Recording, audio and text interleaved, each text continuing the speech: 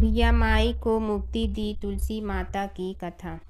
एक बुढ़िया माई तुलसी जी को सींचती और कहती कि हे तुलसी माता, सत की दाता, मैं तेरा बिडला सींचती हूँ। मुझे बहू दे, पीताम्बर की धोती दे, मीठा मीठा घास दे, बैकुंठा में वास दे, चटक की चाल दे, पटक की मोत दे, चंदन का काठ दे, रानी सा राज दे, दाल भात का भोजन दे, 11 की मौत दे, कृष्ण जी का कंधा दे। तब तुलसी माता यह सुनकर सूखने लगी।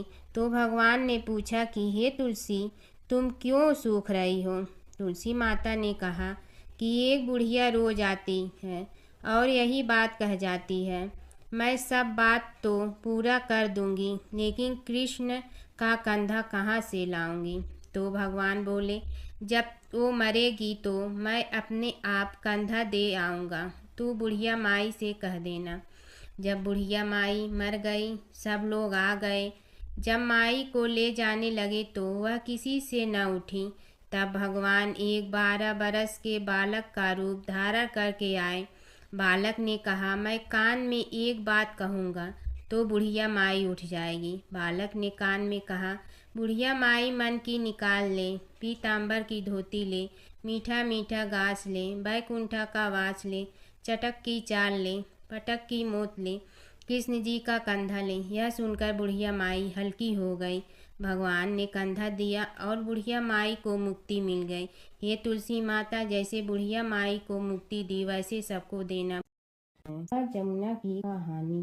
प्राचीन समय में एक गांव था जिसमें 2 बहनें रहा करती थी। एक बहन का नाम गंगा था तो दूसरी बहन का नाम जमुना था।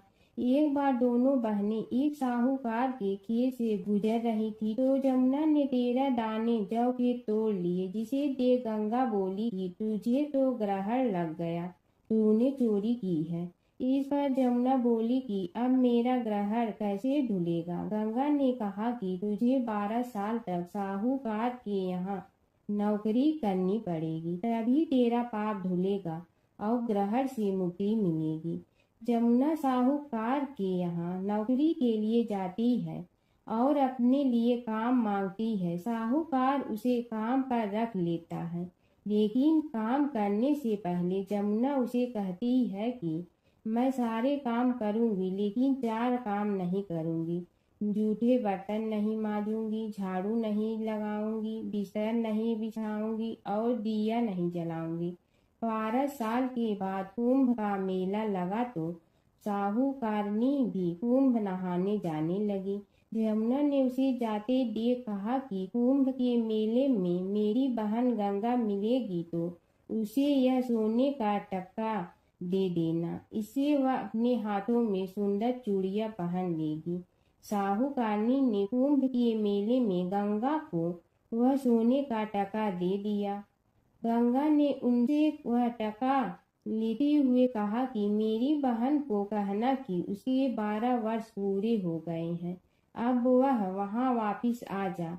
साहूकार व साहूकारनी वापिस घर आए तब जमुना मटके में पानी भर रही थी। दोनों जमुना से बोले कि हमने सोने का वह टका तेरी बहन गंगा को दे दिया था और उसने कहा है कि तेरे 12 वर्ष पूरे हो गए हैं, इसलिए अब तुम वापिस जाओ। यह समाचार सुनते ही जमुना सहस्त्र धारा में बदल गई और बहने लगी।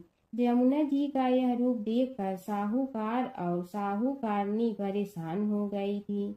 हमारे घर में जमुना माता ने काम किया, हमें तो अब ग्रहण लग गया है, हम यह ग्रहण कैसे उतारेंगे? जमुना भागकर गंगा माता के पास चली गई। गंगा ने जमुना से पूछा कि तुम साहूकारनी से कुछ कहकर आई हो या ऐसे ही बिना बताए आ गई? तब जमुना बोली कि मैं तो कुछ भी बताकर नहीं आई हूँ। गंगा ने कहा कि जा उन्हें धीरज दे आ, नहीं तो उन्हें जीवन भर असंतोष ही रहेगा। गंगा के कहने पर जमुना माता ने साहूकारनी को सपने में दर्शन दिए और कहा कि तुम दोनों उल्टे माथे क्यों पड़े हो, जाओ उठकर खाओ पियो। तब दोनों बोले कि हम कैसे उठे, हमें तो ग्रहण लगा है। क्योंकि हमने उल्टे सीधे और पता नहीं कितने नीच कार्य आपसे कराए हैं। तब जमुना जी बोली कि तुम्हें ग्रहण नहीं लगा है, ग्रहण तो मुझे लगा था कि मैंने तुम्हारे खेत से 13 दाने जौ के चुराए थे। मैं तो अपना ग्रहण उतारने तुम्हारे घर आई थी। मेरा ग्रहण तुम्हारे घर में 12 वर्ष तक रहने से उतर गया है और मेरी मुक्ति हो गई है। जमुना जी ने कहा कि तुम्हें कोई ग्रहण नहीं लगा है, उल्टे मेरे 12 वर्ष तक यहाँ रहने से तुम्हारी भी मुक्ति हो गई है। यह कहकर जमुना जी स्वप्न से चली गई। दोनों उठकर देखते हैं कि उनके घर में पहले से भी अधिक धन हो गया है। हे जमुना माता, जैसे आपने साहूकार व साहूकारनी की मुक्ति कराई, वैसे ही आप अपने सभी भक्तों की करना। नगर बसेरे की कहानी। किसी गांव में एक भाट व एक जाट रहता था। दोनों में घनिष्ठ मित्रता थी। एक बार जाट अपनी बहन के घर जाने को तैयार हुआ तो भाट अपनी ससुराल जाने को तैयार हुआ। दोनों साथ चल पड़े तो रास्ते में रुककर एक कुएं की मुंडेर पर बैठ गए। जाट ने भाट से कहा कि नगर बसेरा कर लेते हैं।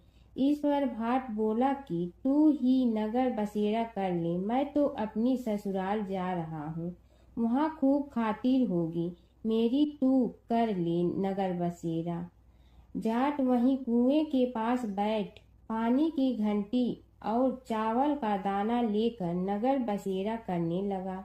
नगर बसेरा करने के साथ जाट कहने लगा कि नगर बसेरा जो करे सो मल धोवे पाँव, ताता माड़ा तापसी देगी मेरी माँ, माँ देगी मावशी तेगी द्वारका का वास, मीठा मीठा घास वृंदावन का वास, 5 कुल्ठी छठी रास, मेरी जीवड़ो श्री कृष्ण के पास, डालू पानी हो जाए घी, झट से निकल जाए मेरा जी। यह सब कर कर के वह जाट बहन के पास चल पड़ा। जाट की बहन ने भाई के आने पर उसकी खातिर की। खी बूढ़ा के साथ भाई को जिमाया। दोनों ने बैठकर ढेर सारी बातें की। इधर भाट अपने ससुराल पहुंचा तो वहां आग लगी हुई थी। आग बुझाने वह भी लग गया, जिसमें हाथ मुंह भी काले हो गए और खुद भी थोड़ा सुलझ गया। ना रोटी ना पानी के लिए ही किसी ने पूछा। एक पड़ोसन आई तो उसने भाट की सास को कहा कि जमाई आया है, जरा उस आओ भगत कर लो। बुढ़िया बोली कि सब कुछ तो जल गया है, अब कहाँ से आओ भगत करूं। तब पड़ोसन ने ही भाट को एक रोटी के साथ छाछ दी। उसने वही खाकर गुजारा किया। शाम को दोनों फिर घर की ओर चल पड़े और रास्ते में मिल गए और एक दूसरे का हाल पूछा। भाट बोला कि मेरी ससुराल में तो आग लगी हुई थी, आग बुझाते मैं खुद काला हो गया हूँ, ना रोटी मिली ना पानी। जाट बोला कि मेरी तो बहुत खातिर हुई। फिर बोला कि मैंने कहा था ना कि नगर बसेरा कर ले, आ अब कर ले, लेकिन भाट ने फिर मना कर दिया। कहने लगा कि चाहे रोटी दे या न दे, तेरी तो माँ है, दही चूरमा का पेड़ा धरा पाएगा। भाट ने फिर नगर बसेरा नहीं किया। जाट ने कर लिया। नगर बसेरा जो करे सो मल धोए पाँव, ताता माड़ा तापसी देगी मेरी माँ, माँ देगी मावशी देगी द्वारका का वास, मीठा मीठा घास वृंदावन का वास, 5 कुल्ठी छठी रास, मेरा जी बड़ो श्री कृष्ण के पास, डालू पानी हो जाए घी, झट से निकल जाए मेरा जी। करके वह चल पड़ा। घर पहुँचते ही जाट की मावशी ने बहुत लाड प्यार किया। उधर भाट घर गया तो उसकी भैंस खो गई थी। बाप एक लाठी रखे तो दूसरी उठाए और कहने लगा कि ससुराल गया तो आग लगा दी, अब यहाँ आया तो भैंस खो दी। बाप ने कहा कि पहले भैंस लेकर आ, तभी रोटी पानी मिलेगा। सारा दिन भाट भैंस ढूंढता रहा, लेकिन उसे भैंस नहीं मिली। जाट और भाट की मुलाकात फिर से बाजार में हो गई। जाट ने भाट के हाल चाल पूछे तो भाट बोला कि आते ही भैंस खो गई, बस उसी दिन से भैंस ढूंढ रहा हूँ। रोटियां का तो पूछो ही मत। जाट ने कहा कि मैंने तो पहले ही कहा था कि नगर बसेरा कर ले। जाट की बात सुनकर भाट बोला कि तेरे नगर बसेरे में इतनी ताकत है तो चल अब कर लेते हैं। दोनों ने बैठकर नगर बसेरा किया। नगर बसेरा जो करे सो मल धोवे पाँव, ताता माड़ा तापसी देगी मेरी माँ। माँ देगी मौसी देगी द्वारका का वास, मीठा मीठा घास वृंदावन का वास। पाँच कुल की छठी रास मेरा जीवड़ो श्री कृष्ण के पास। डालू पानी हो जाए घी, झट से निकल जाए मेरा जी। दोनों के नगर बसेरा करने पर भाट जैसे ही आगे बढ़ा तो उसकी खोई भैंस मिल गई, जिसे लेकर घर पहुंचा। घर पहुंचते ही माँ ने कहा कि लड़के को आते ही घर से निकाल दिया, सारे दिन से ये भूखा प्यासा भटक रहा है। यह कहकर उसकी माँ ने उसको खूब खिलाया पिलाया। इस घटना के बाद सारे नगर में ढिंढोरा पिटवा गया कि तब कोई अपने पीहर या सास से आते जाते नगर बसेरा करें। जैसे भाट को नगर बसेरा करने का फल मिला, वैसे ही हर किसी को मिलती है। माता सीता की कथा। यह कहानी सीता माता कहती थी और श्री राम इसे सुना करते थे। एक दिन श्री राम भगवान को किसी काम के लिए बाहर जाना पड़ा, तो सीता माता कहने लगी कि भगवान, मेरा तो 12 वर्ष का नित्य नियम है। अब आप बाहर जाएंगे तो मैं अपनी कहानी किसे सुनाऊंगी। श्री राम ने कहा कि तुम कुएं की पाल पर जाकर बैठ जाना और वहां जो औरतें पानी भरने आएंगी उन्हें अपनी कहानी सुना देना।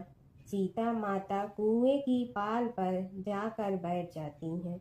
एक स्त्री आई, उसने रेशम की जड़ी की साड़ी पहन रखी थी और सोने का घड़ा ले रखा था। सीता माता उसे देख कहती हैं कि बहन, मेरा 12 वर्ष का नित्य नेम सुन लो।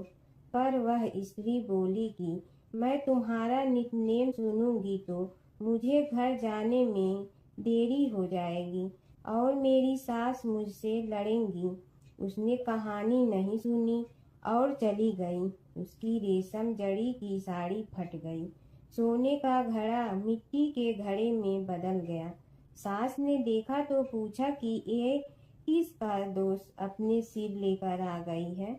बहू ने कहा कि कुएं पर एक औरत बैठी थी, उसने कहानी सुनने के लिए कहा, लेकिन मैंने सुनी नहीं, जिसका यह फल मिला है। बहू की बात सुनकर अगले दिन वही साड़ी और घड़ा लेकर सास कुएं की पाल पर गई। सास को वहीं माता सीता बैठी मिली, तो माता सीता ने कहा कि बहन, मेरी कहानी सुन लीजिए। सास बोली कि एक बार छोड़, मैं तो 4 बार कहानी सुन लूंगी। राम आए लक्ष्मण आए, देश के पुजारी आए, नित नेम का नेम लाए, आओ राम बैठो राम। तपी रसोई जियो राम, माखन मिश्री खाओ राम। दूध बतासा पियो राम, सूत के पल का मोठो राम। साल दुसाला पोठो राम, साल दुसाला ओढ़ो राम। जब बोलो जब राम ही राम, राम संवारे सबके काम। खाली घर भंडार भरेंगे, सबका बेड़ा पार करेंगे। श्री राम जय राम जय जय राम। सास बोली कि बहन, कहानी तो बहुत अच्छी लगी। कहानी सुनकर सास घर चली गई और उसकी साड़ी फिर से रेशम जड़ी की बन गई। मिट्टी का घड़ा फिर सोने के घड़े में बदल गया। बहू कहने लगी, सासू माँ, आपने ये सब कैसे किया। सास ने कहा कि बहू, तू दोष लगा के आई थी और मैं अब दोष उतार कर आ रही हूँ। बहू ने फिर पूछा कि वह कुएं वाली स्त्री कौन है। सास बोली कि वे सीता माता थी। वे पुराने से नया कर देती हैं, खाली घर में भंडार भर देती हैं। वह लक्ष्मी जी का वास घर में कर देती हैं। आदमी की जो भी इच्छा हो उसे पूरा कर देती हैं। बहू बोली कि ऐसी कहानी मुझे भी सुना दो। सास बोली कि ठीक है, तुम भी सुनो और सास ने कहानी शुरू की। राम आए लक्ष्मण आए, देश के पुजारी आए, नित नेम का नेम लाए, आओ राम बैठो राम, तपी रसोई जियो राम, माखन मिश्री खाओ राम, दूध बतासा पियो राम, सूत के पलका मोठो राम, साल दुसाला पोठो राम, साल दुसाला ओढ़ो राम, जब बोलो जब राम ही राम, राम संवारे सबके काम, खाली घर भंडार भरेंगे, सबका बेड़ा पार करें, श्री राम जय राम जय जय राम। कहानी सुनकर बहू बोली कि कहानी तो बहुत अच्छी है। सास ने कहा कि ठीक है, इस कहानी को रोज कहा करेंगे। अब सास बहू रोज सवेरे उठती, नहाती धोती और पूजा करने के बाद नितनेम की सीता की कहानी कहती। एक दिन उनके यहाँ एक पड़ोस की औरत आई और बोली कि बहन जरा सी आँच दे ना। तो वह बोली कि आज तो अभी हमने जलाई ही नहीं। पड़ोसन ने कहा कि तुम सुबह 4 बजे से उठकर क्या कर रही हो? फिर उन्होंने कहा कि सुबह उठकर हम पूजा करते हैं, फिर सीता माता की नितनेम की कहानी कहते हैं। पड़ोसन ने उसी बात सुनकर फिर कहा कि सीता माता की कहानी कहने से तुम्हें क्या मिलता है? वे बोली कि इनकी कहानी कहने से घर में भंडार भर जाते हैं, सारे काम सिद्ध होते हैं, मन की इच्छा भी पूरी हो जाती है। पड़ोसन कहती है कि बहन ऐसी कहानी तो मुझे भी सुना दो।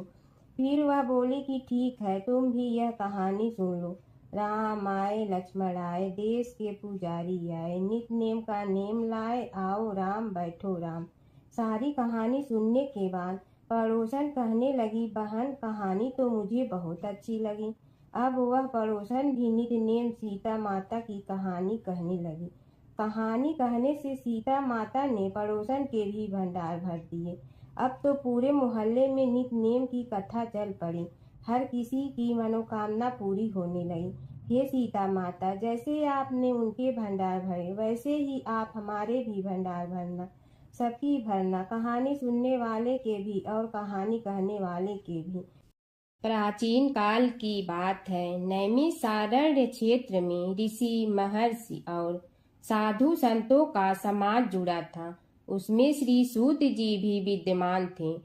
शौनक जी ने उनकी सेवा में उपस्थित होकर निवेदन किया कि हे अज्ञान रूप घोर तिमिर को नष्ट करने में करोड़ों सूर्यों के समान प्रकाशमान श्री सूत जी हमारे कानों के लिए अमृत के समान जीवन प्रदान करने वाले कथा तत्व का वर्णन कीजिए। हे सूत जी, हमारे हृदयों में ज्ञान के प्रकाश की वृद्धि तथा भक्ति, वैराग्य और विवेक की उत्पत्ति जिस कथा से हो सकती हो, वह हमारे प्रति कहने की कृपा कीजिए। शौनक जी की जिज्ञासा से सूत जी बड़े प्रसन्न हुए। पुरातन इतिहासों के स्मरण से उनका शरीर पुलकायमान हो रहा था। वे कुछ देर उसी स्थिति में विराजमान रहकर कुछ विचार करते रहे और अंत में बोले, शौनक जी, इस विषय में आपके चित्त में बड़ी जिज्ञासा है। आप धन्य हैं जो सदैव ज्ञान की प्राप्ति में तत्पर रहते हुए विभिन्न पुराण कथाओं की जिज्ञासा रखते हैं। आज मैं आपको ज्ञान के परम स्रोत रूप श्री गणेश जी का जन्म कर्म रूप चरित्र सुनाऊंगा। गणेश जी से ही सभी ज्ञानों, सभी विद्याओं का उद्भव हुआ है। अब आप सावधान चित्त से विराजमान हो। श्री गणेश जी के ध्यान और नमस्कार पूर्वक उनका चरित्र श्रवण करें। नमस्तस्मै गणेशाय ब्रह्मा विद्या प्रदायिनी यनागस्त्यसमः साक्षात विघ्न सागर सोषणे। कैसे हैं वे श्री गणेश जो सभी प्रकार की ब्रह्म विद्याओं को प्रदान करने वाले, अर्थात ब्रह्मा के सगुण और निर्गुण स्वरूप पर प्रकाश डालने और जीव ब्रह्मा का अभेद प्रतिपादन करने वाली विद्याओं के दाता हैं। वे विघ्नों के समुद्रों को महर्षि अगस्त्य के समान शोषण करने में समर्थ हैं। इसलिए उनका नाम विघ्न सागर शोषक के नाम से प्रसिद्ध है। मैं उन भगवान श्री गणेश जी को नमस्कार करता हूँ। प्रथम पूजा के अधिकारी श्री गणेश जी, यह कहकर सूत जी कुछ समय के लिए मौन हो गए और फिर बोले, शौनक जी, भगवान गणेश जी ही सर्वप्रथम पूजा प्राप्ति के अधिकारी हैं। किसी भी देवता की पूजा करो, पहले उनकी पूजा करो। शौनक जी ने निवेदन किया, हे भगवान, हे सूत, सर्वप्रथम यह बताने की कृपा कीजिए कि गणेश जी को प्रथम पूजा का अधिकार किस प्रकार प्राप्त हुआ। इस विषय में मेरी बुद्धि मोह को प्राप्त हो रही है कि सृष्टि रचयिता ब्रह्मा जी, पालन करता भगवान नारायण और संहार करता शिव जी में से किसी को प्रथम पूजा का अधिकारी क्यों नहीं माना गया। यह त्रिदेव ही तो सबसे बड़ा देवता माने जाते हैं। सूत जी ने कहा, शौनक जी, यह भी एक रहस्य ही है। देखो, अधिकार मांगने से नहीं मिलता, इसके लिए योग्यता होनी चाहिए। संसार में अनेकों देवी देवताएं पूजे जाते हैं। पहले जो जिसका इष्ट देव होता है वह उसी की पूजा किया करता है। इससे बड़े देवताओं के महत्व में कमी आने की आशंका उत्पन्न हो गई। इस कारण देवताओं में परस्पर विवाद होने लगा। वे उसका निर्णय प्राप्त करने के लिए शिव जी के पास पहुँचे और प्रणाम करके पूछने लगे, प्रभु, हम सब में प्रथम पूजा का अधिकारी कौन है। शिव जी सोचने लगे कि किसे प्रथम पूजा का अधिकारी माने। तभी उन्हें एक युक्ति सूझी। बोले, देवगण, इसका निपटारा बातों से नहीं तथ्यों से होगा। इसके लिए एक प्रतियोगिता रखनी होगी, शिव की परिक्रमा करने की प्रतियोगिता। देवगण उनका मुख देखने लगे, शंकित हृदय से सोचने लगे कि कैसी प्रतियोगिता रहेगी। यह शिव जी ने उनके मन के भाव ताड़ लिए, इसलिए सांत्वना भरे शब्दों में बोले, घबराओ मत, कोई कठिन परीक्षा नहीं ली जाएगी। बस इतना ही कि सभी अपने अपने वाहनों पर चढ़कर संसार की परिक्रमा करो और फिर यहाँ लौट आओ। जो पहले लौटेगा वही सर्वप्रथम पूजा का अधिकारी होगा। अब क्या देर थी, सभी अपने अपने वाहन पर चढ़कर दौड़ पड़े। किसी का वाहन गजराज था तो किसी का सिंह, किसी का भैंसा तो किसी का मृग, किसी का हंस तो किसी का उल्लू, किसी का अश्व तो किसी का श्वान। अभिप्राय यह है कि वाहनों को विविधता के दर्शन उस समय जितने भले प्रकार से हो सकते थे उतने अन्य समय में नहीं। सबसे गया बीता वाहन गणेश जी का था मूषक, उससे चूहा भी कहते हैं। ऐसे वाहन के बल भरोसे इस प्रतियोगिता में सफल होना तो क्या, सम्मिलित होना भी हास्यास्पद है। गणेश जी ने सोचा, छोड़ो, क्या होगा प्रतियोगिता में भाग लेने से, हम तो यहाँ बैठे रहकर ही तमाशा देखेंगे। वे बहुत देर तक विचार करते रहे। अंत में उन्हें एक युक्ति सूझी। शिव जी स्वयं ही जगदाता हैं, यह संसार उन्हीं का प्रतिबिंब है, तब क्यों न इन्हीं की परिक्रमा कर ली जाए। इनकी परिक्रमा करने से ही संसार की परिक्रमा हो जाएगी। ऐसा निश्चय कर उन्होंने मूषक पर चढ़कर शिव जी की परिक्रमा की और उनके समक्ष जा पहुँचे। शिव जी ने कहा, तुमने परिक्रमा पूर्ण कर ली। उन्होंने उत्तर दिया, जी हाँ। शिव जी सोचने लगे कि इसे तो यहीं घूमते हुए देखा, फिर परिक्रमा कैसे कराया। देवताओं का परिक्रमा करके लौटना आरंभ हुआ और उन्होंने गणेश जी को वहां बैठे देखा तो माथा ठनक गया। फिर भी साहस करके बोले, अरे तुम विश्व की परिक्रमा के लिए नहीं गए। गणेश जी ने कहा, अरे मैं कब का यहाँ आ गया। देवता बोले, तुम्हें तो कहीं भी नहीं देखा। गणेश जी ने उत्तर दिया, देखते कहाँ से, समस्त संसार शिव जी में विद्यमान है। इनकी परिक्रमा करने से ही संसार की परिक्रमा पूर्ण हो गई। सूत जी बोले, शौनक, इस प्रकार गणेश जी ने अपनी बुद्धि के बल पर ही विजय प्राप्त कर ली। उनका कथन सत्य था, इसलिए कोई विरोध करता भी तो कैसे। बस उसी दिन से गणेश जी की प्रथम पूजा होने लगी। सूत जी बोले, हे शौनक जी, यह एक तथ्य है कि गणेश जी ही उसके पात्र हैं। वे बड़े देवता का भी कार्य सिद्धि में विघ्न उपस्थित होने पर उन विघ्न राज का आश्रय न लिया हो। हे शौनक, वे देव भी बड़े दयालु हैं। नाम तो शिव जी का ही आशुतोष है, किंतु वे सर्वात्मा और सर्वरक्षक प्रभु तो शिव जी की अपेक्षा भी शीघ्र ही प्रकट हो जाते हैं।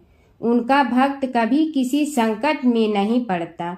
यदि प्रारब्ध वशात कभी किसी विपत्ति में पड़ भी जाता है तो गणेश्वर की उपासना करने पर उनके अनुग्रह से उनके समस्त दुख दूर होकर परम सुख की प्राप्ति होती है।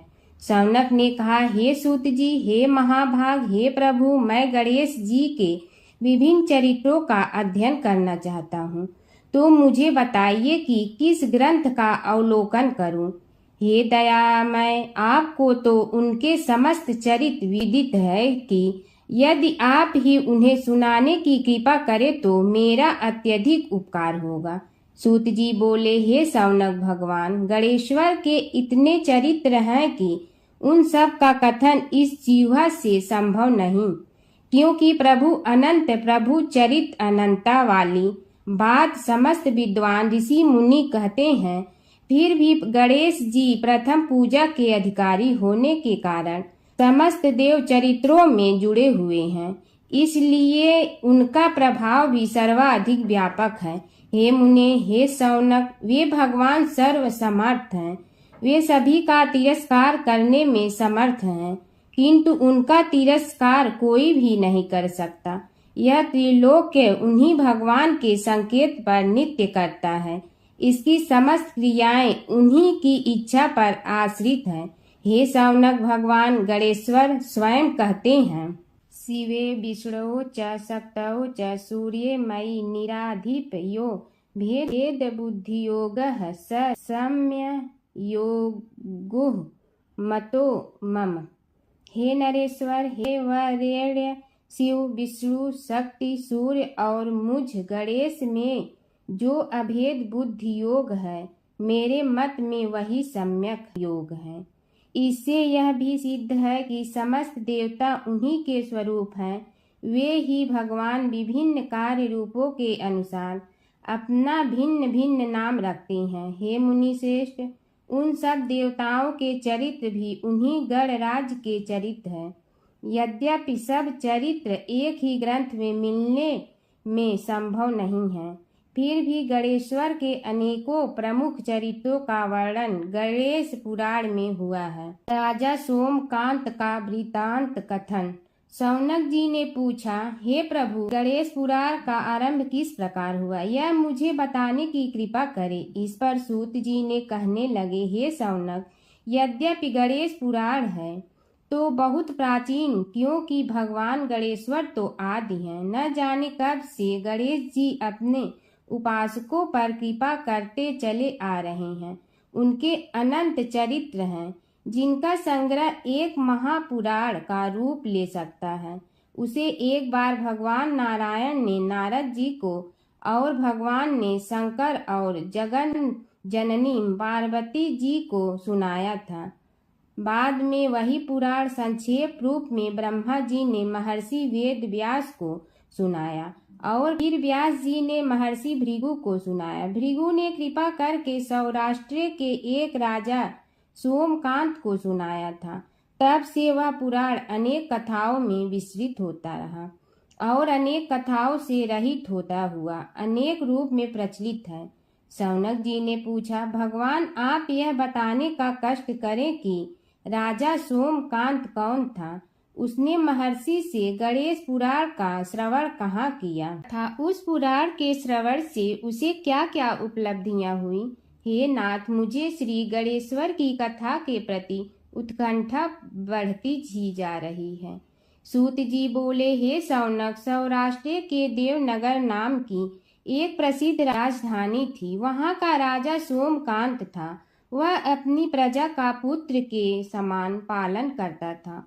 वह वेद ज्ञान संपन्न, शस्त्र विद्या में पारंगत एवं प्रबल प्रतापी राजा, समस्त राजाओं में मान्य तथा अत्यंत वैभवशाली था। उसका ऐश्वर्य कुबेर के भी ऐश्वर्य को लज्जित करता था। उसने अपने पराक्रम से अनेकों देश जीत लिए थे। उसकी पत्नी अत्यंत रूपवती, गुणवती, धर्माज्ञा एवं पतिव्रत धर्म का पालन करने वाली थी। वह सदैव अपने प्राणनाथ की सेवा में लगी रहती थी। उसका नाम सुधर्मा था। जैसे वह पतिव्रता थी, वैसे ही राजा भी एक पत्नी व्रता का पालन करने लगा। उसके हेमकांत नामक एक सुंदर पुत्र था। वह भी सभी विद्याओं का ज्ञाता और अस्त्र शस्त्रादि के अभ्यास में निपुण हो गया था। यह सभी श्रेष्ठ लक्षणों से संपन्न, सद्गुणी एवं प्रजा जनों के हितों का अत्यंत पोषक था। इस प्रकार राजा सोमकांत स्त्री पुत्र, पशुवाहन, राज्य एवं प्रतिष्ठा आदि से सब प्रकार सुखी था। उससे दुख तो था ही नहीं। सभी राजागण उसका हार्दिक सम्मान करते थे तथा उसकी श्रेष्ठ कीर्ति भी संसार व्यापी थी। परंतु युवा अवस्था के अंत में सोमकांत को घृणित कोष्ठ रोग हो गया। उसके अनेक उपचार किए गए किंतु कोई लाभ नहीं हुआ। रोग शीघ्रता से बढ़ने लगा और उसके कीड़े पड़ गए। जब रोग की अधिक वृद्धि होने लगी और उसका कोई उपाय न हो सका तो राजा ने मंत्रियों को बुलाकर कहा, सुव्रतो, जाने किस कारण यह रोग मुझे पीड़ित कर रहा है। अवश्य ही यह किसी पूर्व जन्म के पाप का फल होगा। इसलिए मैं अब अपना समस्त राजपाट छोड़कर वन में रहूंगा। मेरे पुत्र हेमकांत को मेरे समान मानकर राज्य शासन का धर्म पूर्वक संचालन कराते रहें। यह कहकर राजा ने शुभ दिन दिखवाकर अपने पुत्र हेमकांत को राज्य पद पर अभिषेक किया और अपनी पत्नी सुधर्मा के साथ निर्जन वन की ओर चल दिया। प्रजापालक राजा के वियोग में समस्त प्रजा जन अश्रु बहाते हुए उनके साथ चले गए। राज्य की सीमा पर पहुंचकर राजा ने अपने पुत्र अमात्यगण और प्रजा जनों को समझाया, आप सब लोग धर्म के जानने वाले, श्रेष्ठ आचरण में तत्पर एवं सहृदय हैं। यह संसार तो वैसे भी परिवर्तनशील है। जो आज है वह कल नहीं था और आने वाले कल में भी नहीं रहेगा। इसलिए मेरे जाने से दुख का कोई कारण नहीं है। मेरे स्थान पर मेरा पुत्र सभी कार्यों को करेगा। इसलिए आप सब उसके अनुशासन में रहते हुए उसे सदैव सम्मान करते रहें। फिर पुत्र से कहा, बेटा, यह स्थिति सभी के समझ आती रही है। हमारे पूर्व पुरुष भी परंपरागत रूप से वृद्धावस्था आने पर वन में जाते रहे हैं। मैं कुछ समय पहले ही वन में जा रहा हूँ, तो कुछ पहले या पीछे जाने में कोई अंतर नहीं पड़ता। यदि कुछ वर्ष बाद जाऊं तब भी मोह का त्याग करना ही होगा।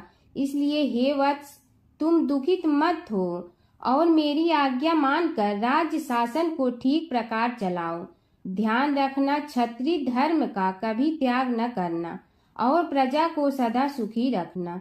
इस प्रकार राजा सोमकांत ने सभी को समझा बुझाकर वहां से वापस लौट आया और स्वयं अपनी पतिव्रता भार्या के साथ वन में प्रवेश किया। पुत्र हेमकांत के आग्रह से उसने सुबल और ज्ञान गम्य नामक 2 आत्माओं को भी साथ ले लिया। उन सब ने एक समतल एवं सुंदर स्थान देखकर वहां विश्राम किया। तभी उन्हें एक मुनि कुमार दिखाई दिया। राजा ने उससे पूछा, तुम कौन हो, कहाँ रहते हो? यदि उचित समझो तो मुझे बताओ। मुनि बालक ने कोमल बाणी में कहा, मैं महर्षि भृगु का पुत्र हूँ। मेरा नाम च्यवन है। हमारा आश्रम निकट में ही है। अब आप भी अपना परिचय दीजिए। राजा ने कहा, मुनि कुमार, आपका परिचय पाकर मुझे बड़ी प्रसन्नता हुई। मैं सौराष्ट्र के देवनगर नामक राज्य का अधिपति रहा हूँ। अब अपने पुत्र को राज्य देकर मैंने अरण्य की शरण ली है। मुझे कुष्ठ रोग अत्यंत पीड़ित किए हुए हैं। उसकी निवृत्ति का कोई उपाय करने वाला हो तो कृपा कर मुझे बताइए। मुनि कुमार ने कहा, मैं अपने पिताजी से अपना वृतांत कहता हूँ, फिर वे जैसा कहेंगे आपको बताऊंगा। यह कहकर मुनि बालक चला गया और कुछ देर में ही आकर बोला, राजन, मैंने आपका वृतांत अपने पिताजी को बताया। उनकी आज्ञा हुई है कि आप सब मेरे साथ आश्रम में चलकर उनसे भेंट करें, तभी आपके रोग के विषय में भी विचार किया जाएगा। राजा सोमकांत के पूर्व जन्म का वृत्तांत भृगु द्वारा वर्णन। राजा अपनी पत्नी और अमात्यों के सहित च्यवन के साथ साथ भृगु आश्रम में जा पहुंचा और उन्हें प्रणाम कर बोला, हे भगवान, हे महर्षि, मैं आपकी शरण हूँ, आप मुझ कुष्ठी पर कृपा कीजिए। महर्षि बोले, राजन, यह तुम्हारे किसी पूर्व जन्म कृत पाप का ही उदय हो गया है। इसका उपाय मैं विचार करके बताऊंगा। आज तो तुम सब स्नान आज से निवृत्त होकर रात्रि विश्राम करो। महर्षि की आज्ञा अनुसार सबने स्नान भोजन आदि के उपरांत रात्रि व्यतीत की और प्रातः काल स्नान आदि नित्य कर्मों से निवृत्त होकर महर्षि की सेवा में उपस्थित हुए। महर्षि ने कहा, राजन, मैंने तुम्हारे पूर्व जन्म का वृतांत जान लिया हूँ और यह भी विदित कर लिया है कि किस पाप के फल से तुम्हें इस रोग की प्राप्ति हुई है। यदि तुम चाहो तो उसे सुना दूं। राजा ने हाथ जोड़कर निवेदन किया, बड़ी कृपा होगी मुनिनाथ, मैं उसे सुनने के लिए उत्कंठित हूँ। महर्षि ने कहा, तुम पूर्व जन्म में एक धनवान वैश्य के लाडले पुत्र थे। वह वैश्य विंध्याचल के निकट कौलहार नामक ग्राम में निवास करता था। उसकी पत्नी का नाम सुलोचना था। तुम उसी वैश्य दंपत के पुत्र हुए। तुम्हारा नाम कामद था। तुम्हारा लालन पालन बड़े लाड चाव से हुआ। उन्होंने तुम्हारा विवाह एक अत्यंत सुंदरी वैश्य कन्या से कर दिया था, जिसका नाम कुटुम्बिनी था। यद्यप तुम्हारी भार्या सुशीला थी और तुम्हें सदैव धर्म में निरत देखना चाहती थी, किंतु तुम्हारा स्वभाव वासनांध होने के कारण दिन प्रतिदिन उज्जवल होता जा रहा था। किंतु माता पिता भी धार्मिक थे, इसलिए उनके सामने तुम्हारी उज्ज्वलता दबी रही। परंतु माता पिता की मृत्यु के बाद तुम निरंकुश हो गए और अपनी पत्नी की बात भी नहीं मानते थे। तुम्हें अनाचार में प्रवृत्त देखकर उसे दुख होता था, तो भी उसका कुछ बस न चलता था। तुम्हारी उन्मत्तता चरम सीमा पर थी। अपनों से भी द्वेष और क्रूरता का व्यवहार किया करते थे। हत्या आदि कराते थे। तुम्हारे लिए सामान्य बात हो गई। पीड़ित व्यक्तियों ने तुम्हारे विरुद्ध राजा से पुकार की। अभियोग चला और तुम्हें राज्य की सीमा से भी बाहर चले जाने का आदेश हुआ। तब तुम घर छोड़कर किसी निर्जन वन में रहने लगे। उस समय तुम्हारा कार्य लोगों को लूटना और हत्या करना ही रह गया। एक दिन माध्याह्न काल था। गुणवर्धक नामक एक विद्वान ब्राह्मण उधर से निकला। बेचारा अपनी पत्नी को लिवाने के लिए ससुराल जा रहा था। तुमने उस ब्राह्मण युवक को पकड़कर लूट लिया। प्रतिरोध करने पर उसे मारने लगे तो वह चित्कार करने लगा, मुझे मत मार, मत मार, देख मेरा दूसरा विवाह हुआ है। मैं पत्नी को लेने के लिए जा रहा हूँ। किंतु तुम तो क्रोधवश में ऐसे लीन हो रहे थे कि तुमने उसकी बात सुनकर भी नहीं सुनी। जब उसे मारने लगे तो उसने श्राप दे दिया, अरे हत्यारे, मेरी हत्या के पाप से तो सहस्त्र कल्प तक घोर नरक भोगोगे। तुमने उसकी कोई चिंता न की और सिर काट लिया। राजन, तुमने ऐसी ऐसी एक नहीं बल्कि अनेक निरीह हत्याएं की थी। जिनकी गणना करना भी पाप है। इस प्रकार इस जन्म में तुमने घोर पाप कर्म किए थे, किंतु बुढ़ापा आने पर जब अशक्त हो गए तब तुम्हारे साथ जो क्रूर कर्मा थे वे भी किनारा कर गए। उन्होंने सोच लिया कि अब तो इसे खिलाना भी पड़ेगा, इसलिए मरने दो यहीं। अमोघ प्रभाव गणेश उपासना का कथन। राजन, अब तुम निरालंब थे, चल फिर तो सकते ही नहीं थे। भूख से पीड़ित रहने के कारण रोगों ने भी घेर लिया। उधर से जो कोई निकलता तुम्हें घृणा की दृष्टि से देखता हुआ चला जाता। तब तुम आहार की खोज में बड़ी कठिनाई से चलते हुए एक जीर्ण शीर्ण देवालय में पहुंचा। उसमें भगवान गणेश्वर की प्रतिमा विद्यमान थी। तब न जाने किस पुण्य के उदय होने से तुम्हारे मन में गणेश जी के प्रति भक्ति भाव जागृत हुआ। तुम निराहार रहकर उनकी उपासना करने लगे। उससे तुम्हें सब कुछ मिला और रोग भी कम हुआ। राजन, तुमने अपने साथियों की दृष्टि बचाकर बहुत सा धन एक स्थान पर गाड़ दिया था।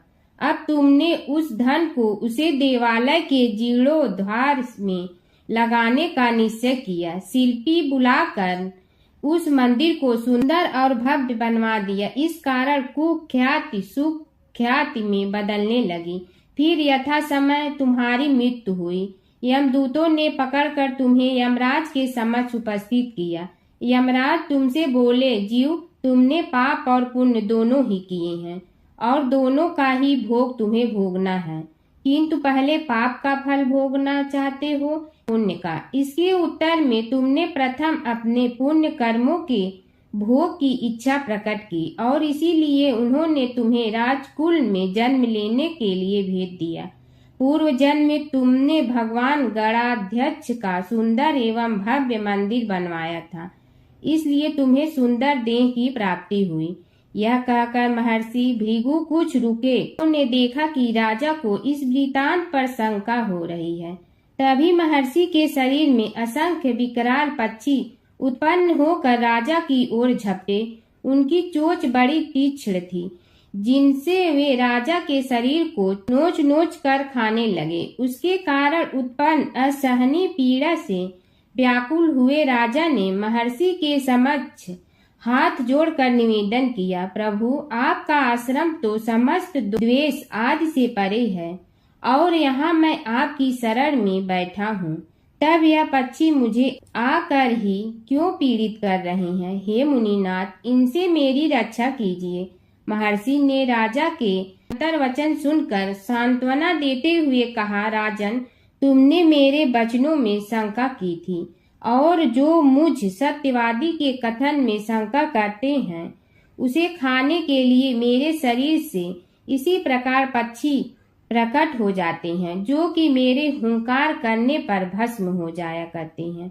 यह कर महर्षि ने हुंकार की और तभी वे समस्त पक्षी भस्म हो गए। राजा श्रद्धावनत होकर उनके समक्ष अश्रुपात करता हुआ बोला, प्रभु, अब आप पाप से मुक्त होने का उपाय कीजिए। महर्षि ने कुछ विचार कर कहा, राजन, तुम पर भगवान गणेश्वर की कृपा सहज रूप से है और वे ही प्रभु तुम्हारे पापों को भी दूर करने में समर्थ हैं।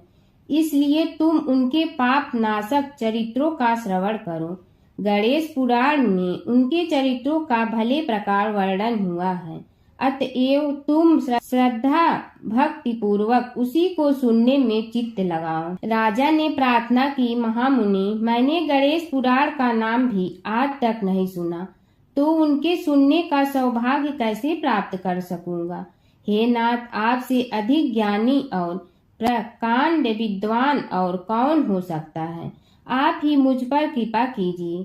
महर्षि ने राजा की दीनता देखकर उसके शरीर पर अपने कमंडल का मंत्रपूत जल छिड़का। तभी राजा को एक छींक आई और नासिका से एक अत्यंत छोटा काले वर्ण का पुरुष बाहर निकल आया। देखते देखते वह बढ़ गया। उसके भयंकर रूप को देखकर राजा कुछ भयभीत हुआ, किंतु समस्त आश्रमवासी वहां से भाग गए। वह पुरुष महर्षि के समक्ष हाथ जोड़कर खड़ा हो गया ने उसकी ओर देखा और कुछ उच्च स्वर में बोले, तू कौन है, क्या चाहता है? वह बोला, मैं साक्षात पाप हूँ, समस्त पापियों के शरीर में मेरा निवास है। आपके मंत्रपूत जल के स्पर्श से मुझे विवश होकर राजा के शरीर से बाहर निकलना पड़ा है। अब मुझे बड़ी भूख लगी है, बताइए क्या खाऊं और कहाँ रहूं? महर्षि बोले, तू उस आम के अवकाश स्थान में निवास कर और उसी वृक्ष के पत्ते खाकर जीवन निर्वाह कर। यह सुनते ही वह पुरुष आम के वृक्ष के पास पहुंचा, किंतु उसके स्पर्श मात्र से वह वृक्ष जलकर भस्म हो गया। फिर जब पाप पुरुष को रहने के लिए कोई स्थान दिखाई न दिया तो वह भी अंतर्हित हो गया। कीड़ी नगरा सींचने की कहानी। एक गांव में एक बुढ़िया माई रहती थी। उसके 2 बेटे तथा बहू भी थे। बुढ़िया माई भगवान श्री हरि विष्णु की परम भक्त थी। अपना जीवन दान धर्म पुण्य कार्य कर्मों में लगाती थी, परंतु बुढ़िया माई कभी भी मंदिर और सत्संग में व तीर्थ स्थानों पर नहीं जाती थी। एक बार गांव में भागवत कथा हो रही थी। बेटे ने कहा, माँ आप सारा दिन घर में रहती हैं, आप मंदिर में भागवत कथा सुनने क्यों नहीं जाती? बुढ़िया माई ने बेटे का मन रखने के लिए कह दिया कि आज जाऊंगी, परंतु नहीं गई। ऐसा करते करते 6 दिन निकल गए। बुढ़िया माई के बेटे ने कहा, माँ आज अंतिम दिन है, आज तो कथा सुनने आपको जाना ही पड़ेगा। सारा दिन घर का काम करके बुढ़िया माई ने जाते जाते इतनी देर कर दी कि अंतिम दिन की भागवत कथा भी समाप्त हो गई। भगवान श्री हरि विष्णु सन्यासी का रूप धारण करके बुढ़िया माई के पास आए और बोले, बुढ़िया माई तुम कहाँ जा रही हो? बुढ़िया माई ने कहा, मैं भागवत कथा सुनने जा रही हूँ। तब सन्यासी रूपधारी भगवान श्री हरि विष्णु ने कहा, अब इतनी देर से क्यों जा रही हो? वहाँ तो अब कथा समाप्त हो गई है, अब वहाँ जाकर क्या करोगी? बुढ़िया माई ने कहा, अब घर से निकली हूँ तो जाकर ही रहूंगी। सब सन्यासी रूपधारी भगवान श्री हरि विष्णु ने कहा कि अब कथा समाप्त हो गई, भक्त लोग भी अपने अपने घर चले गए, अब तुम वहाँ से क्या लाओगी? तो बुढ़िया माई बोली, कुछ नहीं तो मैं वहाँ से एक ईंट ही उठा लाऊंगी। तो सन्यासी रूपधारी भगवान श्री हरि विष्णु बोले, तुम वहाँ से मिट्टी की ईंट लाओगी, उसके बदले में मैं तुम्हें एक सोने की ईंट दे देता हूँ। बुढ़िया माई ने ईंट ले ली और घर की तरफ चल पड़ी और विचार करने लगी कि यदि यह ईंट मैं घर लेकर जाऊंगी तो बेटे बहू झगड़ने लगेंगे। इसीलिए घर के आंगन में बाहर ही बुढ़िया माई ने वह ईंट जमीन में गाड़ दी। परंतु अब बुढ़िया माई का ध्यान उस ईंट पर ही रहने लगा। खाने पीने घर के काम करने में सदैव बुढ़िया माई अपना ध्यान सोने की ईंट पर ही लगाई रखती। बेटे बहू ने पूछा, माँ पूरे दिन घर के आंगन में क्या करती रहती हो? तो बुढ़िया माई ने कहा, मैं आने जाने वाले को देखती रहती हूँ। एक दिन बुढ़िया माई मर गई। यमराज के दूत बुढ़िया माई को लेने आए। बुढ़िया माई को लेकर धर्मराज जी के पास पहुँचे और धर्मराज जी को सारी बात बतलाई। धर्मराज जी ने बुढ़िया माई को कुतिया की योनि दे दी और कुतिया उसी पेड़ के नीचे बैठी रहती। बुढ़िया माई की बहू ने कहा, इस कुतिया को यहाँ से भगाओ, नहीं तो यह बच्चों को काट जाएगी। तो उसके बेटे ने उसकी पीठ पर एक लकड़ी मारी और बुढ़िया माई मर गई और को सर्प की योनि मिली। आंगन में सर्प को देखकर बेटे बहू ने किसी को काट नहीं जाए इसी डर से मार दिया। फिर बुढ़िया माई मरकर धर्मराज जी के पास पहुंची। बुढ़िया माई कीड़ी का रूप धारण करके उस आंगन में कीड़ी नगरा बना लिया। आंगन में कीड़ी नगरा हो गया।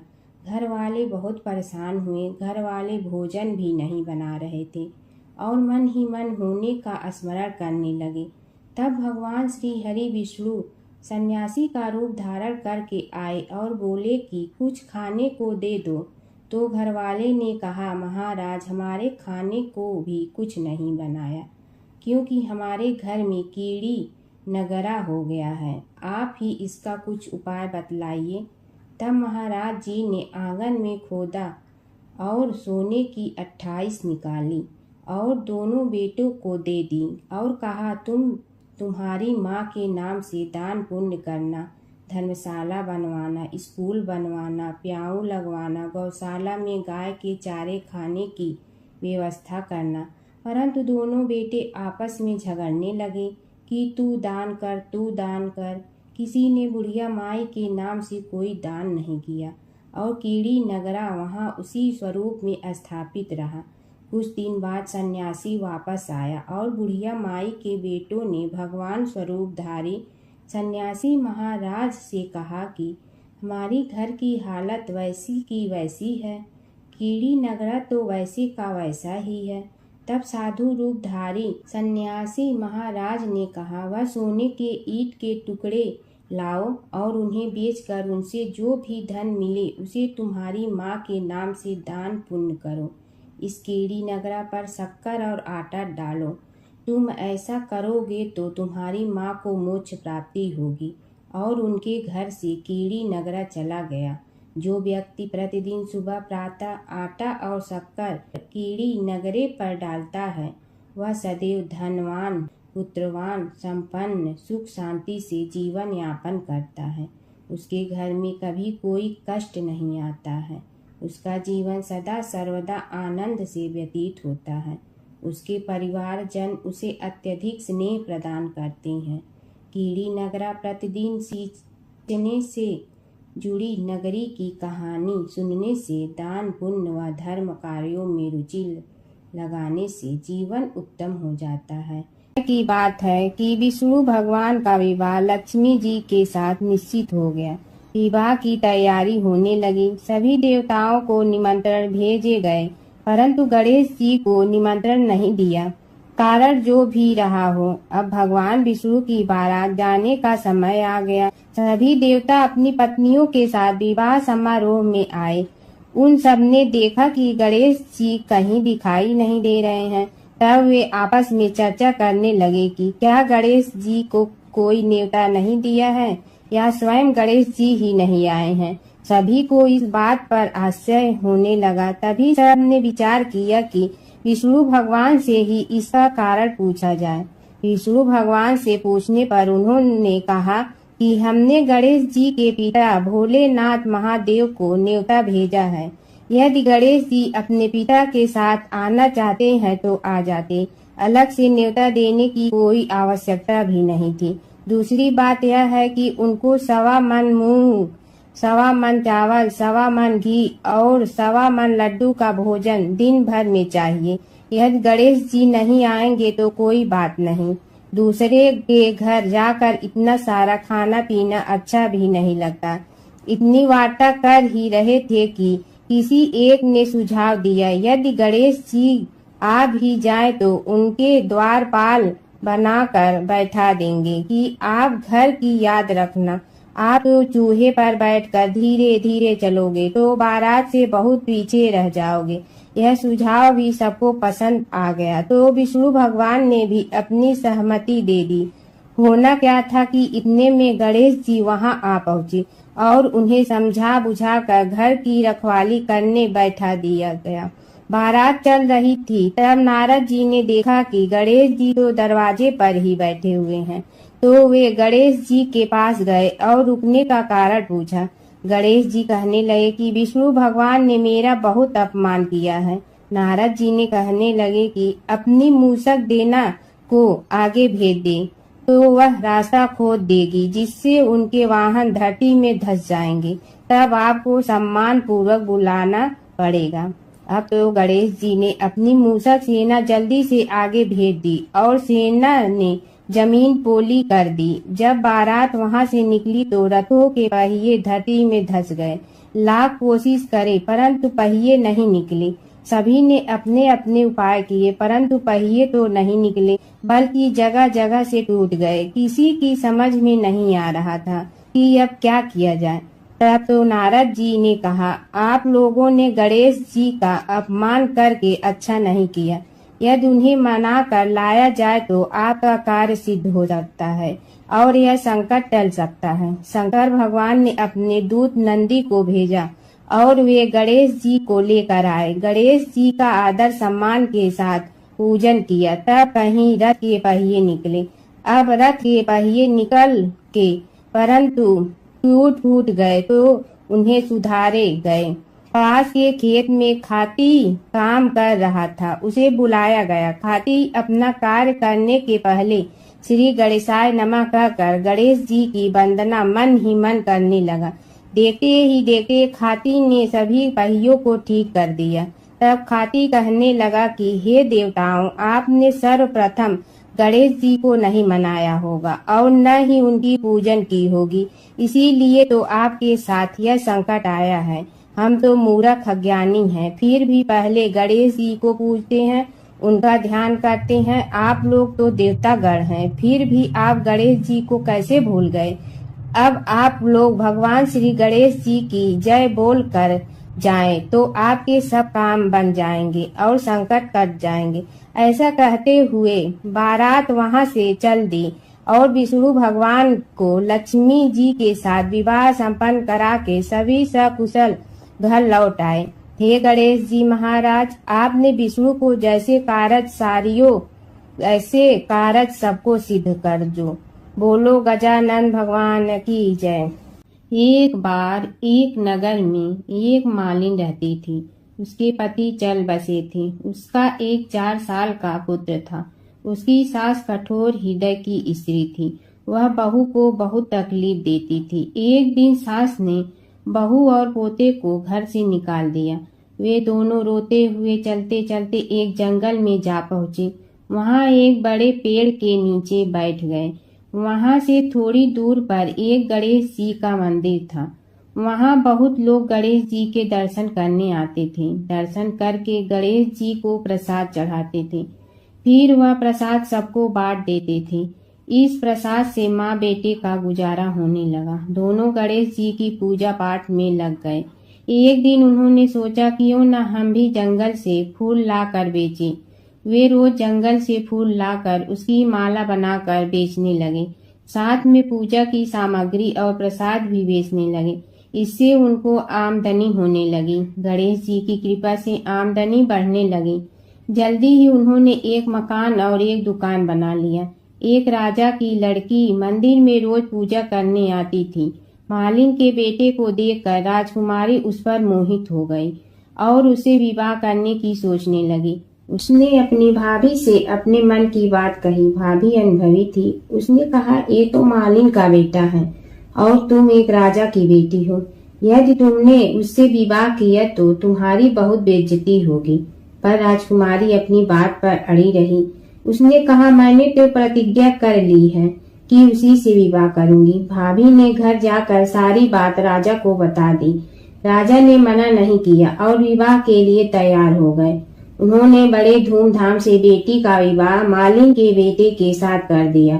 मालिन ने सबसे पहले बेटे बहू को गणेश जी के मंदिर में ले जाकर पूजा पाठ करवाया और गणेश जी का आशीर्वाद दिलवाया। इसके बाद पूरे नगर में यह बात फैल गई कि गणेश जी की पूजा करने से सब दुख कष्ट दूर हो जाते हैं। इस बात पर सुनते ही नगर के सभी लोग मंदिर आने लगे। मालिन और उसके बेटे की बिक्री और बढ़ गई। उधर उसकी सास के बुरे दिन आ गए। अन्नदाता उससे रूठ गए और वह भूखों मरने लगी। एक दिन वह रोती धोती उसी गणेश जी के मंदिर में आ पहुंची। वहां वह मालिन के बेटे से बोली, मैं भूखी हूँ, मुझे रोटी कपड़ा दे दो, इसके बदले में तुम्हारा सारा काम कर दूंगी। लड़के को दया आ गई और उसे काम पर रख लिया। उसने अपनी दादी को नहीं पहचाना। जब मालिन घर आई तो उसने सास को पहचान लिया।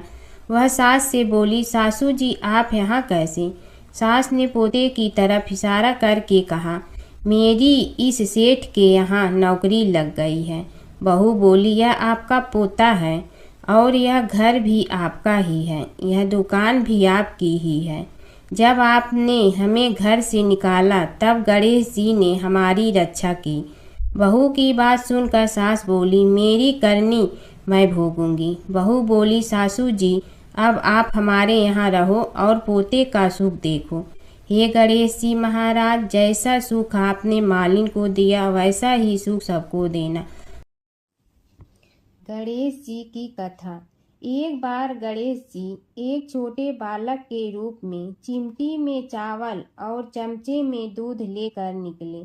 वो हर किसी से कह रहे थे कि कोई मेरी खीर बना दो, कोई मेरी खीर बना दो।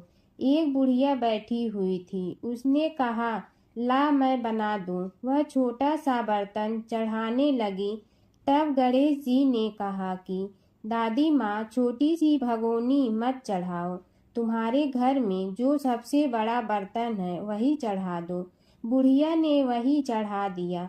वह देखती रह गई कि वह जो थोड़े से चावल उस बड़े बर्तन में डाली थी वह तो पूरा भर गया है।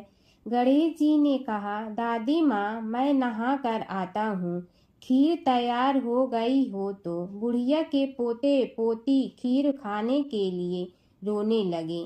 बुढ़िया ने कहा, गणेश जी तेरे भोग लगाना कहकर चूल्हे में थोड़ी सी खीर डाली और कटोरी भर भर कर बच्चों को दे दी। बुढ़िया की पड़ोसन ऊपर से देख रही थी तो बुढ़िया ने सोचा यह चुगली कर देगी, तो एक कटोरा भर कर उसे भी पकड़ा दिया। बेटे की बहू ने चुपके से एक कटोरा खीर खाई और कटोरा चक्की के नीचे छुपा दिया। अभी भी गणेश जी नहीं आए थे। बुढ़िया को भी भूख लग रही थी। वह भी एक कटोरा खीर खाकर किवाड़ के पीछे बैठकर एक बार फिर कहा कि गणेश जी आपके भोग लगे कहकर खाना शुरू कर दिया। तभी गणेश जी आ गए। बुढ़िया ने कहा, आ जा रे गणेशिया, खीर खा ले, मैं तो तेरी ही राह देख रही थी। गणेश जी ने कहा, दादी माँ, मैंने तो खीर पहले ही खा ली। बुढ़िया ने कहा, कब खाई? गणेश जी ने कहा, जब तेरे पोते पोती ने खाई तब खाई थी, जब तेरी पड़ोसन ने खाई तब खाई थी, और जब तेरी बहू ने खाई तब भी खाई थी, और जब तूने खाई तो मेरा पेट पूरा ही भर गया। बुढ़िया ने कहा, बेटा और सारी बात तो सोच, पर बहू बेचारी का तो नाम मत लो। वह तो सुबह से काम में लग रही है, उसने फिर खीर कब खाई? गणेश जी ने कहा, चाकी के नीचे देख, झूठा कटोरा पड़ा है, और तूने तो मेरे भोग तो लगाया, वह तो वैसे ही खा गई। बुढ़िया ने कहा, बेटा घर की बात है, घर में ही रहने दो। अब बताओ बची हुई खीर का क्या करूं? गणेश जी ने कहा, नगरी जी जिमा दो। बुढ़िया ने पूरी नगरी जिलवा दी, फिर भी बर्तन पूरा ही भरा था। राजा को पता लगा तो बुढ़िया को बुलाया और कहा, क्यों रे बुढ़िया, ऐसा बर्तन तेरे घर पर सोवे अच्छा लगे या हमारे घर पर सोवे? बुढ़िया ने कहा, राजा जी आप ले लो। राजा जी ने खीर का बर्तन महल में मंगा लिया। लाते ही खीर में कीड़े मकोड़े बिच्छू हो गए और दुर्गंध आने लगी। यह देखकर राजा जी ने बुढ़िया से कहा, बुढ़िया बर्तन वापस ले जा, तो मुझे मेरे गणेश जी ने दिया। बुढ़िया ने बर्तन वापस लिया, लेते ही सुगंधित की हो गई। घर आकर बुढ़िया ने गणेश जी से कहा, बची हुई खीर का क्या करें? गणेश जी ने कहा, झोपड़ी के कोने में खड्डा खोद कर गाड़ दो, उसी जगह सुबह उठकर वापस खोदेगी तो धन के 2-4 पैसे मिलेंगे। ऐसा कहकर गणेश जी अंतर ध्यान हो गए। जाते समय झोपड़ी के लात मारते हुए गए तो झोपड़ी के स्थान पर महल हो गया। सुबह बहू ने फावड़ा लेकर पूरे घर को खोद दिया तो कुछ भी नहीं मिला। बहू ने कहा, सासू जी थारो गणेश जी तो झूठे हैं। सास ने कहा, बहू मारो गणेश झूठो तो नहीं है, ला मैं देखूं। वह फावड़ा लेकर खोजने लगी तो टन टन करते 2 धन के चरे घड़े निकले आए। बहू ने कहा, सासू जी गणेश जी तो साचो ही है। सास ने कहा, गणेश जी तो भावनाओं का भूखा है। यह गणेश जी जैसा आपने बुढ़िया को दिया वैसा सबको देना। हर व्रत कथा के साथ पढ़ी और सुनी जाने वाली लपसी तपसी की यह कहानी। एक लपसी था, एक तपसी था। तपसी हमेशा भगवान की तपस्या में लीन रहता था। लपसी रोजाना सवा सेर की लपसी बनाकर भगवान का भोग लगाकर जीम लेता था। एक दिन दोनों लड़ने लगे। तपसी बोला, मैं रोज भगवान की तपस्या करता हूँ इसलिए मैं बड़ा हूँ। लपसी बोला, मैं रोज भगवान को सवा सेर लपसी का भोग लगाता हूँ इसलिए मैं बड़ा हूँ। नारद जी वहाँ से गुजर रहे थे। दोनों को लड़ता देखकर उनसे पूछा कि तुम क्यों लड़ रहे हो।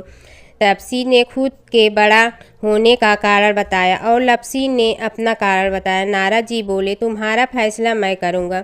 दूसरे दिन लपसी और तपसी नहाकर अपनी रोज की भक्ति करने आए तो नारद जी ने छुपकर 1.25 करोड़ की एक एक अंगूठी उन दोनों के आगे रख दी।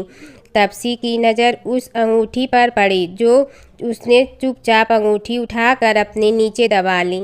तब लपसी की नज़र अंगूठी पर पड़ी लेकिन उसने ध्यान नहीं दिया। भगवान को भोग लगाकर लपसी खाना खाने लगा। नारद जी सामने आए तो दोनों ने पूछा कि कौन बड़ा, तो नारद जी ने तपसी से खड़ा होने को कहा। वो खड़ा हुआ तो उसने नीचे दबी अंगूठी दिखाई पड़ी। नारद जी ने लपसी से कहा, तपस्या करने के बाद भी तुम्हारी चोरी करने की आदत नहीं गई, इसलिए लपसी बड़ा है और तुम्हें तुम्हारी तपस्या का कोई फल भी नहीं मिलेगा। तपसी शर्मिंदा होकर माफ़ी मांगने लगा। उसने नारद जी से पूछा, मुझे मेरी तपस्या का फल कैसे मिलेगा। नारद जी ने कहा, यदि कोई गाय और कुत्ते की रोटी नहीं बनाएगा तो फल तुम्हें मिलेगा। यदि कोई ब्राह्मण को भोजन करवा कर दक्षिणा नहीं देगा तो फल तुम्हें मिलेगा। यदि कोई साड़ी के साथ ब्लाउज नहीं देगा तो फल तुझे मिलेगा। यदि कोई दिए से दिया जलाएगा तो फल तुम्हें मिलेगा। यदि कोई सारी कहानी सुने लेकिन तुम्हारी कहानी नहीं सुने तो फल तुझे मिलेगा। उसी दिन से हर व्रत कथा कहानी के साथ लपसी तपसी की कहानी भी सुनी और कही जाती है। ओम जय जगदीश हरे, स्वामी जय जगदीश हरे। भक्त जनों के संकट क्षण में दूर करे। ओम जय जगदीश हरे। जो ध्यावे फल पावे, दुख बिन दे मन का। सुख संपत्ति घर आवे, कष्ट मिटे तन का। ओम जय जगदीश हरे। मात पिता तुम मेरे, शरण कहूँ किसकी। तुम विनय और न दूजा, आस करूँ जिसकी। ओम जय जगदीश हरे। तुम पूर्ण परमात्मा, तुम अंतर्यामी। पार ब्रह्म परमेश्वर, तुम सबके स्वामी। ओम जय जगदीश हरे। तुम बिंदा के सागर, तुम पालन करता। मैं मूरख कल काम, कृपा करो भरता। ओम जय जगदीश हरे। तुम हो एक गोचर, सबके प्राणपति। किस विधि मिलूं दया में, तुमको मैं कुमति। ओम जय जगदीश हरे। दीन बंधु दुख हरता, तुम रक्षक मेरे। अपने हाथ उठाओ, द्वार पड़ा तेरे। ओम जय जगदीश हरे। विषय विकार मिटा, पाप हरो देवा। श्रद्धा भक्ति बढ़ाओ, संतन की सेवा। ओम जय जगदीश हरे। तन मन धन सब तेरा, स्वामी सब कुछ है तेरा। तेरा तुझको अर्पण क्या लागे मेरा। ओम जय जगदीश हरे। जय जगदीश हरे, स्वामी जय जगदीश हरे। भक्त जनों के संकट झड़ने दूर करे। ओम जय जगदीश हरे, स्वामी जय जगदीश हरे।